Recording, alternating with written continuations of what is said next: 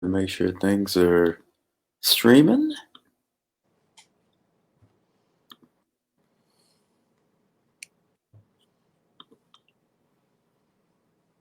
Yep. All right, cool. Hey, everybody. Good afternoon, everybody. I'm here with the very talented and beautiful Roxy Resnick. She's a stand-up comedian here in Atlanta.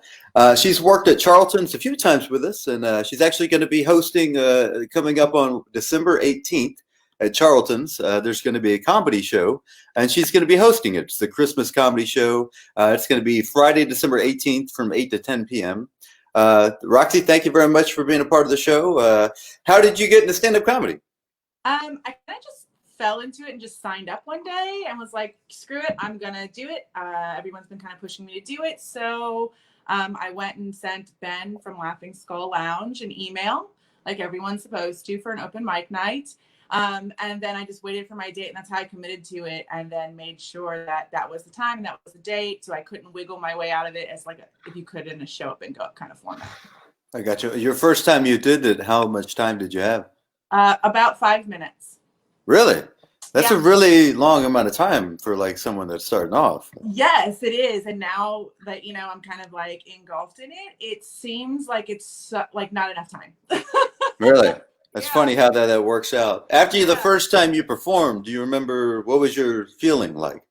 I will be honest. I remember, and you as an entertainer yourself will probably relate to this. I remember feeling like super nervous when I was there, but the second I remember hearing my name called, Katie, she called my name. I went up, and then I don't really remember much until after I got off the stage, and it was just like euphoric high. Yeah. Yeah. You mentioned that you said a lot of people told you should get into stand-up comedy. Is this something you've been trying to do for a long time? No, actually, it wasn't until after my dad passed that I decided to finally just do it. They always say tragedy in comics. Yeah. Yeah. So, it wasn't until then that I was like, all right, I think I'm really going to give this a go now. Uh-huh. So that was kind of like what set it off. I've been pushed and geared towards it. My family's like, you're so funny. You're funny in conversation. You outgoing personality. You have an infectious personality. You should do this. And I was like, no. It's different being on stage than it is in a conversation. But the reality of it is it's really not. Yeah. It's weird because I've had a few people come up to me and ask me like, hey, I think I'm funny in a conversation and I want to do stand up, but I don't think I can get on stage and do it. And it's not that different. You just have to remember that instead of interacting with a dialogue with the audience, the laughter is the dialogue. So you're painting a picture. Think of like Bob Ross, you're painting happy little trees, and you're painting a picture for the audience to come in, and then they laugh at it because it's relatable, and that's how you get the dialogue between yourself and the audience. How long have you been doing stand-up now? About a year and a half. Okay. And how long is your set now? What have you built up I to? have a good solid 20 minutes. I'm working my way towards a solid 30 now. Mm-hmm. But yeah, like I just keep working and working open mics.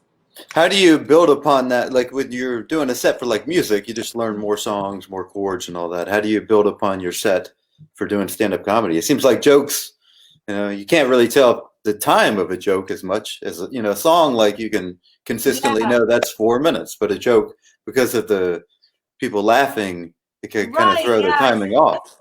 It does get a little murky in that area. When I first started, I would write everything out almost as if it were scripted and just keep going over and over and over it until I got like, all right, here's the timing. But that's not real world in application. It's so much different when you get on stage. I had a show one time where I did the same thing, and I was like rehearsing. And then I get there, and an audience member, he was 81, and he was so much fun to interact with. And I ended up telling this joke that he interacted with that I ended up knowing that I spent a certain amount of time with, that I needed to cut the next joke because it overtook where I needed to be to make sure I was on time. But that Mm-hmm. comes with like a lot of practice and really knowing as a script, like knowing where you're at and timing wise. So it is kind of the same thing like in music where like, all right, this joke will take me anywhere between 2 and 3 minutes, depending on who I'm talking to, how it lands. But those are all things that happen after you become a little bit more seasoned. Mm-hmm. So it's different. For people who are starting out new, the advice I would give to them is kind of what I did, which was write it all down, practice, practice, practice, hit some open mics, especially as you know, you're getting closer to maybe if you're doing like a booked, you know, open mic, Mm-hmm. go to some show up and go ups and exercise. That's our gym, right? And that's where Mm-hmm. we find out our timing. That's where we know where people laugh at, where we can punch a joke up, what didn't work in that format, and what we need to kind of like move around in order to make it a joke that we can use. And to your point, like we can use it over and over again. It's not just like a moment in time. You know, there's a lot of jokes where you write it and it's only good for that very moment in pop Mm-hmm. culture. You know, a lot of political jokes are like that. That makes sense. Yeah. You know, so yeah. So you look at comedy from a lot of different perspectives. You're really good at creating events, getting people together. Have you ever, do you teach comedy or have you ever thought about doing that? I have thought about it. I've hosted a couple of workshops in the past. And so there's been several friends that I've helped, and then we'll go over their jokes and like, I'll tell them like, hey, wait, you lost me. It's gotten too long winded. I am no longer interested in what you have to say. Like, and that sucks and it's rough. Yeah. But we know like, okay, at that moment, that's where we have to stop. And where's the punch at? So I have thought about teaching it. Right now, it's just kind of like free workshops that I randomly and sporadically host. Yeah. And, you know, I think that especially during this pandemic, we need laughter. And I'm not I looking agree. for money off of that as far Mm-hmm. as helping other comedians, at least in the beginning, Mm-hmm. until you get to a point where it's like, all right, now I have like waiting lists and all kinds of crazy things are happening. And Yeah. So you have a show coming up. You're going to be hosting. You got a couple shows coming up, actually. I do, One is, yeah. yeah, December 10th. You want to talk about that show? Yeah, so December 10th, I'll be at Old Vinings Inn in Smyrna. Mm-hmm. It's one of the venues that I've done frequently. I think this will be like my third time out there. So it's a small venue. It's COVID conscious. You have to call them, make reservations. There is a quote unquote like admissions. It's $15, but that goes towards your beverage or your food. It is a Okay. full restaurant. Mm-hmm. But they do have a full bar, so it's a lot of fun. It's upstairs, and they make sure that everyone's kind of seated 6 feet apart, and it's just a lot of fun to have a small group. I prefer the smaller shows right now than I do to the larger ones. That can make sense. Yeah, that definitely makes sense. Are you hosting that show, or are you a part of the show? No, Or you? Mookie G is hosting this show. This is his room, Mm-hmm. and he is an amazing host. He is really funny. I've Okay. seen him, and I think he actually has a show tomorrow at Slow Pour Brewery.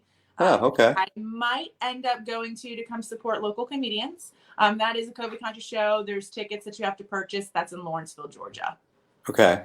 And then the other show you got coming up this year, you're going to be hosting, and that's at Charlton's. Yeah. Thank you for joining. This is Charlton's and Narragansett Presents. We're talking about upcoming shows with Roxy Resnick. She's going to be hosting Friday, December 18th at Charlton's. That's the comedy show that Charlton's presents. Who all is going to be on that show?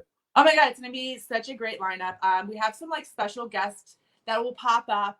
You don't know who will show, so that's kind of like the fun of it. But then we have John Chappell. He is really, really hilarious. Then we'll have Pierre Guyton. He's our featured comedian. And then Roman, and I'm really bad at saying Roman's last name, so I'm not going to even try. I'm so sorry, Roman. But he is our headliner. I have that flyer on my fan page on Facebook. And so that's just Roxy Resnick. But I'm so excited. They're going to be doing, some good sets. Roman is probably like, he has a few jokes that I think are just absolutely hilarious. And I cry from laughter every time he tells them. So That's awesome. Yeah. Well, I'm excited. I'm happy we can finish up the years with some good laughs at Charlton's. I'd like to thank Roxy for being our guest today. You can check her out, roxyresnick.com. Yes. Also, you can check her out if you check on Twitter and Instagram, Unorthodox Rocks. And you're going to be hosting some shows at Charlton's in 2021. Is there anything else coming up that you want to talk about? You want to promote or anything? Well, right now I'm kind of in the due to COVID, it's hard to plan for the future. I know that in 2021 I plan on doing a couple of shows in Alabama if COVID is friendly enough to let us do that. Same thing with Kentucky. There's a couple of comics that I'm working with from the Comedy Store in LA. Ah, wow. So yeah, I'll be on some of their shows, and that's going to be me traveling. Those dates are not set in stone yet because of COVID. I was supposed to do one in January. Unfortunately, because the numbers are rising, they decided to shut it down. So we have to reschedule it. But all of my events and things like that can be found on my website. I'm pretty good about keeping those up to date. Yeah, you're really good about that. Yeah, if you go to roxyresnick.com, you can see a full list of all of the events that Roxy's got coming up. Also, if you go to Facebook, if you type in Charlton's and Narragansett Presents, you'll see the Christmas comedy show, and that's going to be Friday, December 8th. That's 8 to 10 p.m. There's going to be 3 great comedians there, and then Roxy's going to be hosting as well. Roxy, thank you very much for giving us a little bit of your time, and yeah, thank you for being a part of the show. Thanks so much for having me. You're welcome.